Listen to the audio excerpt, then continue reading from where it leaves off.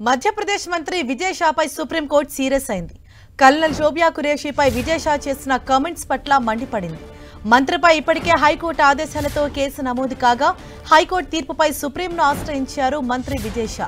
విజయ్ షా పిటిషన్ను రేపు విచారిస్తామన్న సుప్రీంకోర్టు ముందు వెళ్లి హైకోర్టులో క్షమాపణ చెప్పాలని మంత్రిని ఆదేశించింది. ఇలాంటి అంశాల్లో కాస్త సున్నితంగా వ్యవహరించాలని మంత్రిపై ఆగ్రహం వ్యక్తం చేసింది. ఆపరేషన్ సింధూర్కు సంబంధించి మీడియాకు వివరణను వెల్లడించిన కర్నల్ ఖురేషీని ఉద్దేశించి ఆమెను ఉగ్రవాదుల సోదరి అని విజయ్ షా వివాదాస్పద కామెంట్స్ చేశారు. ఈ కామెంట్స్ సోషల్ మీడియాలో వైరల్గా మారాయి. దీంతో మంత్రి వ్యాఖ్యలను హైకోర్టు బుధవారం సుమోటోగా తీసుకుంది.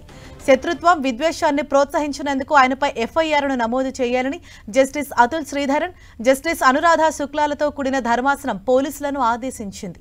ఎఫ్ఐఆర్ నమోదు చేసి తమకు నివేదించాలని రాష్ట్ర డీజీపీని న్యాయస్థానం ఆదేశించింది. దీంతో ఆయనపై పోలీసులు కేసు నమోదు చేశారు. జాతీయ మహిళా కమిషన్ కూడా మంత్రి విజయ్ షా వ్యాఖ్యలను తీవ్రంగా ఖండించింది.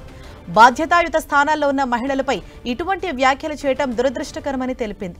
మరోవైపు విజయ్ షాపై ఇప్పటి వరకు ఎందుకు చర్యలు తీసుకోలేదని ప్రధాని మోదీని కాంగ్రెస్ పార్టీ ప్రశ్నించింది. అయితే హైకోర్టు తీర్పుపై సుప్రీంకోర్టును ఆశ్రయించారు విజయ్ షా. ఈ క్రమంలో విజయ్ షా వ్యాఖ్యలపై తీవ్ర స్థాయిలో మండిపడింది సుప్రీంకోర్టు. ముందెళ్లి హైకోర్టులో క్షమాపణ చెప్పాలని, బాధ్యతాయుతంగా వ్యవహరించాలని మంత్రిని మందలించింది.